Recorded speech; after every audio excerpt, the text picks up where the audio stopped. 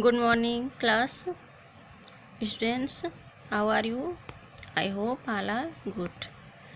Today is your MS class, and today I will finish the chapter 6, remain part of the chapter 6. जो बच गए थे जो part उनको मैं आज फिनिश करूँगी. Okay.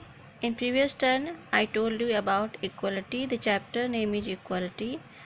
Okay.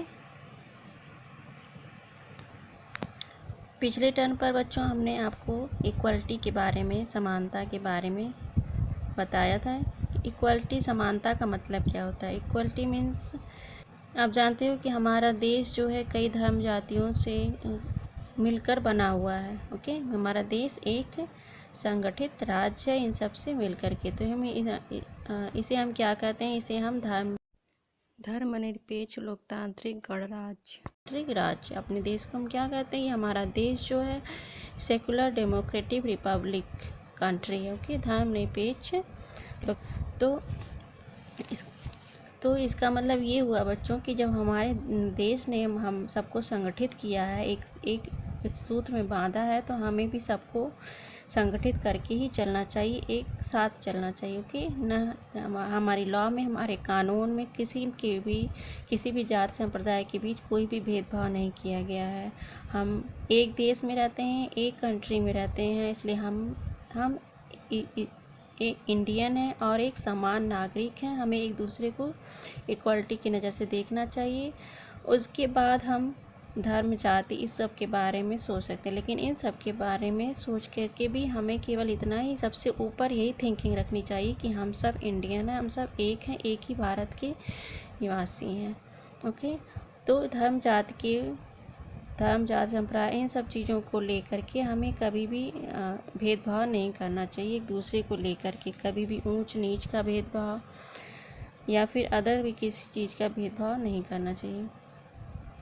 इस चैप्टर में हमने पढ़ा था कि हम जो नेशनल प्लेस करते हैं, हमारी जो राष्ट्रीय प्रतिज्ञा होती है, उसमें हम कहते हैं कि India is my mother, India हमारी मातृभूमि और हम सब भाई बहन हैं. हिंदू, मुस्लिम, सिख, ईसाई जो भी साथी हैं, हम सब भाई बहन हैं. लेकिन हम प्लेस तो करते हैं, लेकिन हम उसे मानते नहीं. हम जो भी प्रतिज्ञा करते हैं, नेशनल प्लेस करते हैं, उसे हम दिल से नहीं मानते. हम केवल उसे ओरली बोलते हैं और कहते हैं. तो इसलिए हमें भी सबको एक समान दृष्टि से देखना चाहिए. ओके.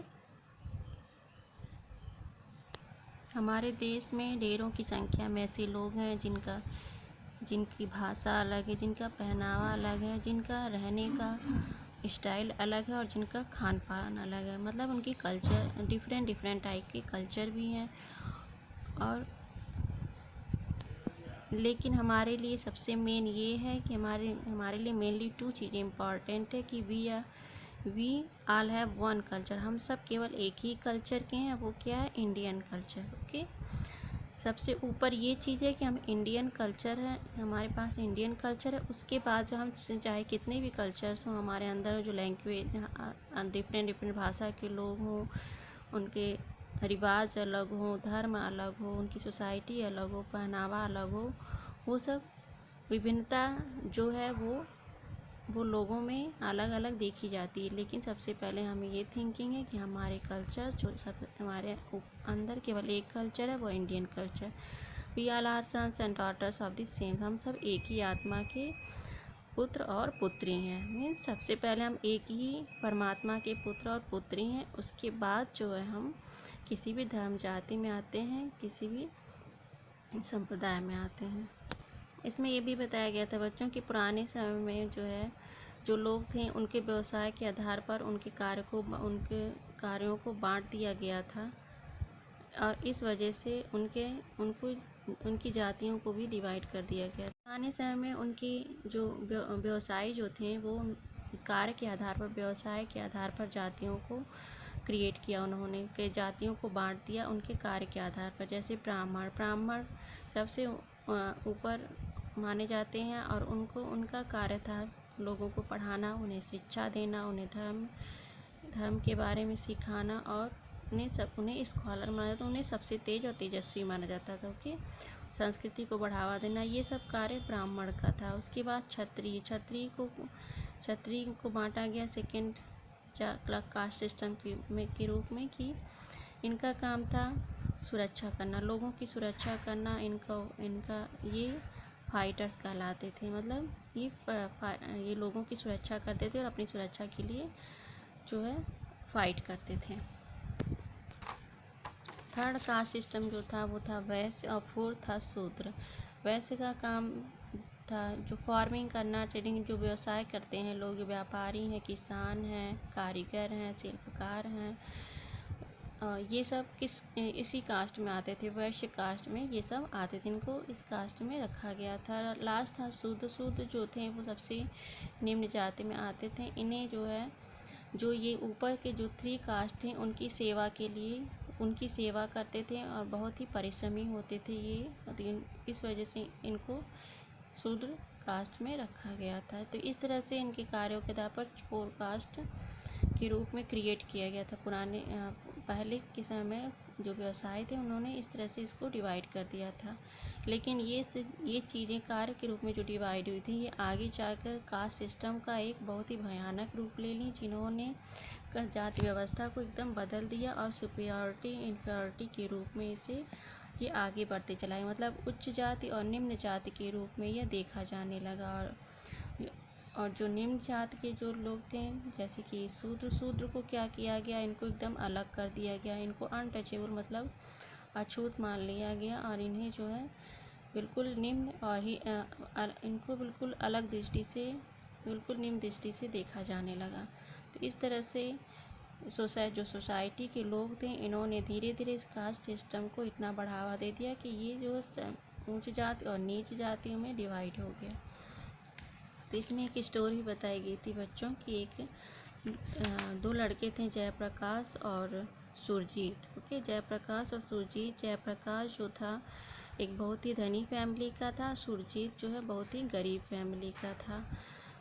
तो यहाँ पर गरीब और अमीर 2 लोगों में दिखाया गया था कि एक लड़का जो था वो गरीब था और एक अमीर था, लेकिन दोनों क्या एक ही स्कूल में पढ़ते थे। लेकिन जो जयप्रकाश था जो रिच फैमिली का था, उसकी माँ जो है सुरजीत की माँ जो गरीब थी, सुरजीत की माँ जयप्रकाश के घर काम करती थी, वहाँ मेड।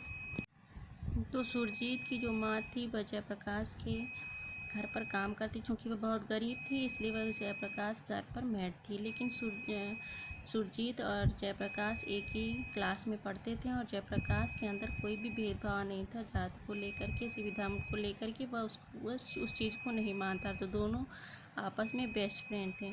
चूँकि सुरजीत पढ़ने में बहुत ब्रिलियंट था इसलिए क्लास के सभी लोग उसे बहुत पसंद करते थे और हमेशा उसे सब लोग लाइक करते थे। लेकिन जयप्रकाश को इस बात से कोई भी फ़र्क नहीं पड़ता था। जयप्रकाश हमेशा सुरजीत से पढ़ाई में हमेशा हेल्प लिया करता था सुरजीत से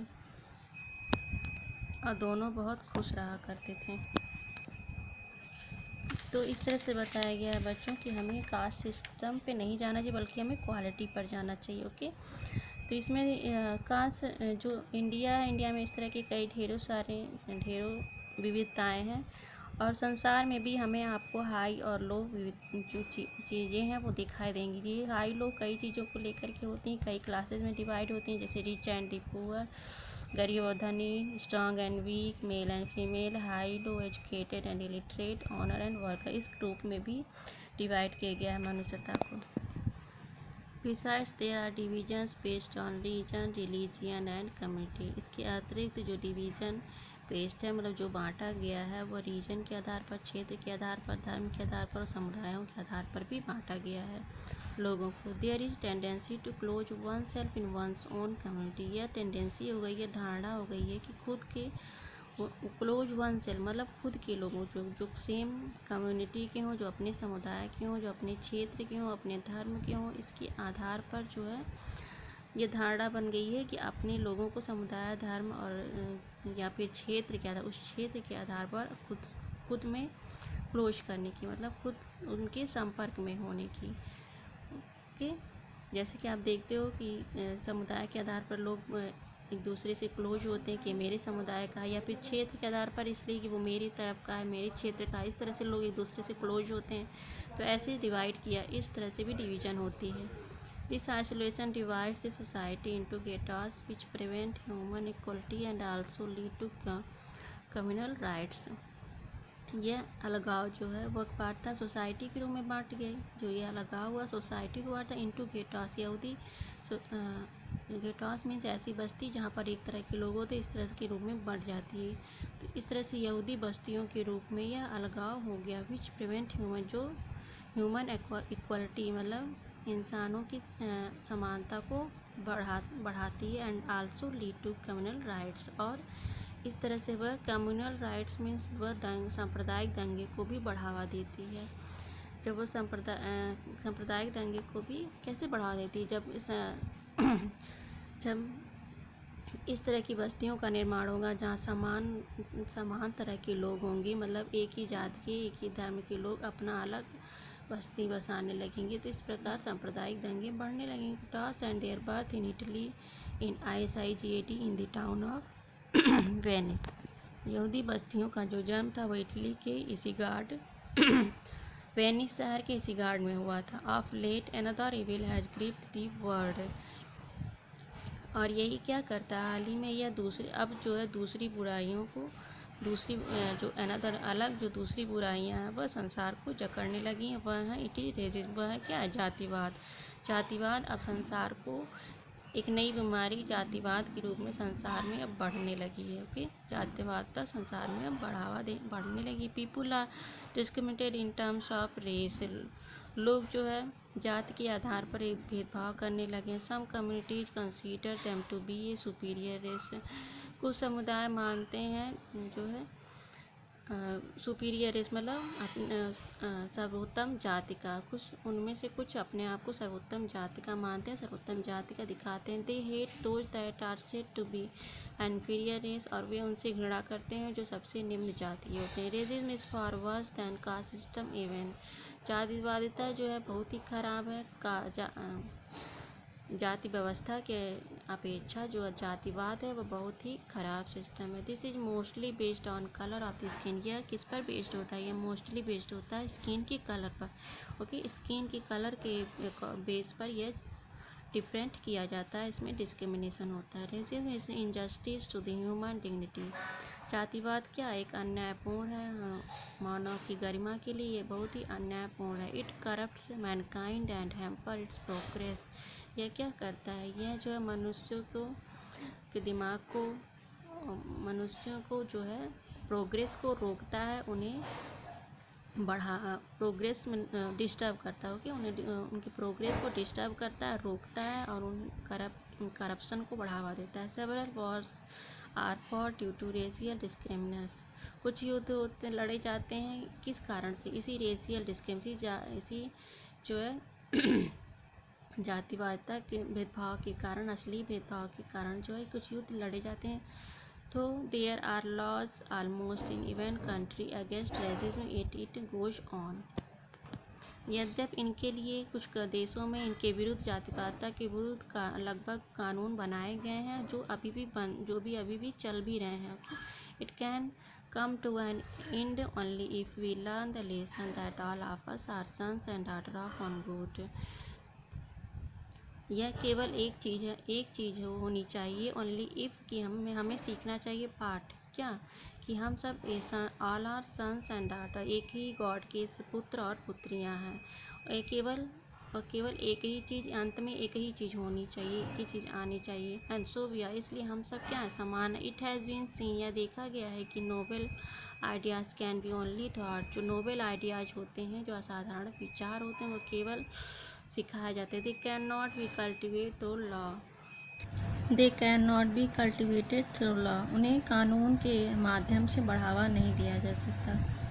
ए common saying goes virtue can never be legislated, एक कॉमनली रूप से कहा जाता है कि पुण्य को कभी भी कानून नहीं बनाया जा सकता। मतलब पुण्य के काम जो होते हैं, जो अच्छे काम होते हैं, उन्हें हम कानून में नहीं शामिल कर सकते हैं, लॉ में नहीं। We must accept the truth that all of us are God's children and he loves each of us equally, हमें निश्चित ही यह स्वीकार करना चाहिए, यह सच्चाई है कि हम सभी किसके चिल्ड्रन हैं, हम सभी भगवान के गॉड के बच्चे हैं। एंड ही लव्स, और वह हम सबसे इक्वली लव करते हैं, वह हम सबसे इक्वली प्यार करते हैं। ओके, हम सभी जो हैं, जितने भी धर्म के कास्ट के जो भी जातियां हैं, सब संप्रदाय के सभी जो है किसके बच्चे हैं, सभी एक ही गॉड के बच्चे हैं। चाहे गॉड्स के नाम भी डिफरेंट हो, लेकिन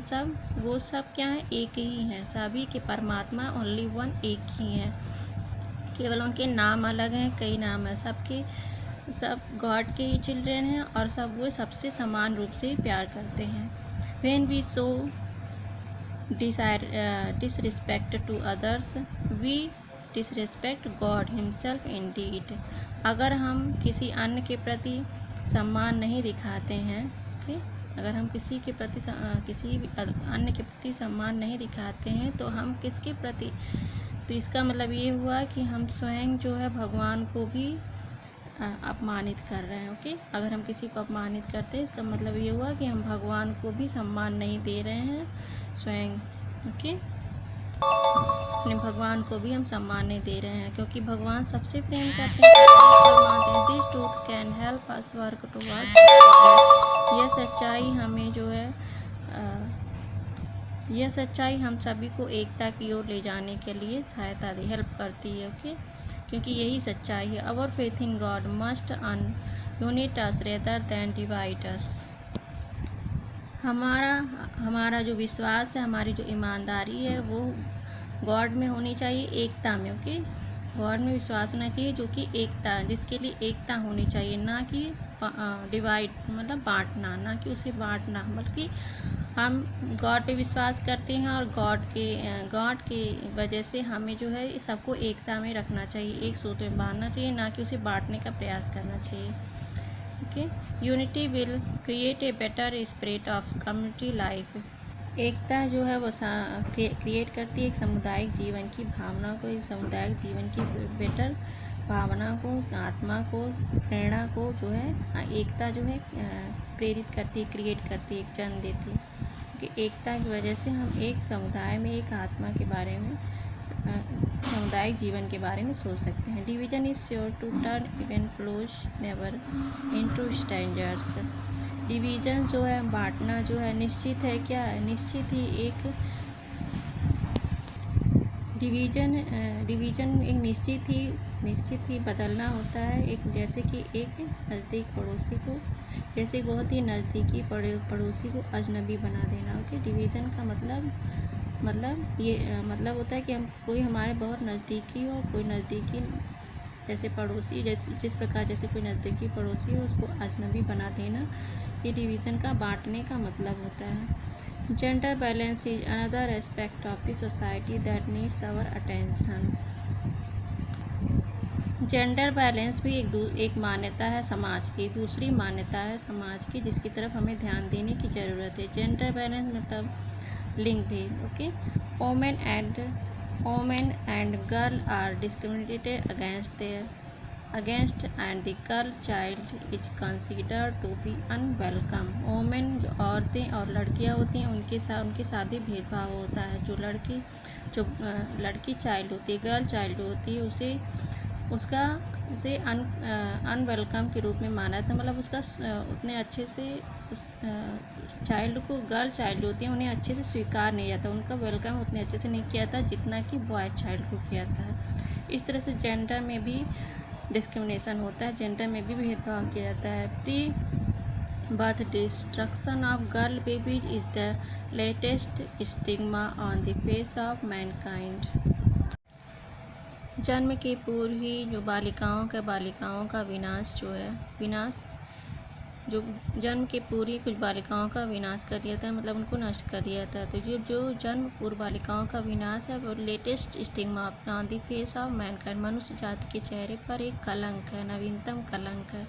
okay, if we consider the evils with a cool mind, we shall find that we become more backward than even the earth man in some respect।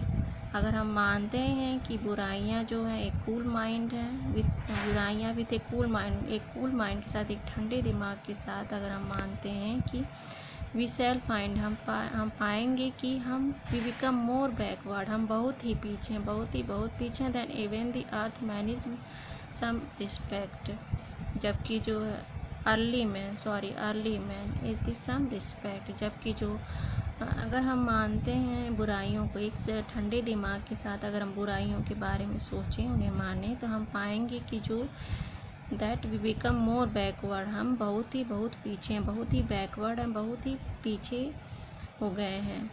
Even then early man in some respect, जब उन लोगों की अपेक्षा जो early man थे, जो हमारे बहुत ही पूर्वज थे, जो बहुत पहले के आदमी थे, वो सम्मानीय थे, वो सम्मान करने के योग्य थे। उनसे हम जो आज के लोग हैं वो बहुत ही बैकवर्ड हैं, बहुत ही पीछे हैं इन सब बुराइयों की वजह से, जो हम आजकल जो हमारे समाज में फैली हुई हैं। वर्ल्ड इज इंक्लिंग, जो संसार है वह सिकुड़ गया है। किस कारण से? जो ट्रांसपोर्ट और हमारे कम्युनिकेशन के जो माध्यम, बेटर माध्यम है, उन सब के कारण से संसार सिकुड़ गया है। Okay, it is going to be one human family, so to say, so we must get over petty differences that divide us in order to construct a healthy, united human society where each individual can live with equal dignity. यह हमें एक मानव परिवार की ओर ले जा रहा है। ऐसा कहा जा सकता है कि ये पूरा एक मानव परिवार हो गया, क्योंकि ये वर्ल्ड जो है ट्रांसपोर्ट और कम्युनिकेशन के ढेर सारे माध्यम की वजह से वो सिकुड़ के जैसे लग रहा है, छोटी, क्योंकि हम आसानी से एक दूसरे से कनेक्ट कर सकते हैं। तो सो इसलिए हमें क्या करना चाहिए, हमें जो है ये जो प्रिटी डिफरेंसेस, जो सुंदर मतभेद हैं, जो हमें डिवाइड करते हैं, जो हमें बांटते हैं एक दूसरे से, उन्हें हमें हटाना चाहिए। उन मतभेदों को हटा करके हमें एक हेल्दी यूनाइटेड ह्यूमन सोसाइटी, एक स्वस्थ संयुक्त मानव समाज का गठन करना चाहिए, उसका निर्माण करना चाहिए। Where each individual can live with equal dignity, जहाँ पर प्रत्येक व्यक्ति जो है एक समान गौरव के साथ रह सके। ओके, तो इस बार बच्चों आपने देखा कि इस चैप्टर में जो है इक्वलिटी के बारे में बताया, हमें किसी से भी कोई भी भेदभाव नहीं करना चाहिए, वह चाहे हमसे छोटा हो, बड़ा हो, किसी भी कास्ट का हो, धर्म का हो, चाहे या फिर हमें जो हमारी समाज में जो बुराई फैली है गर्ल्स और बॉयज़ को डिफरेंसेस को लेके, वो भी हम नहीं होना चाहिए। एट लास्ट महात्मा गांधी ने कहा, a nation's culture resides in the heart and in the of its people.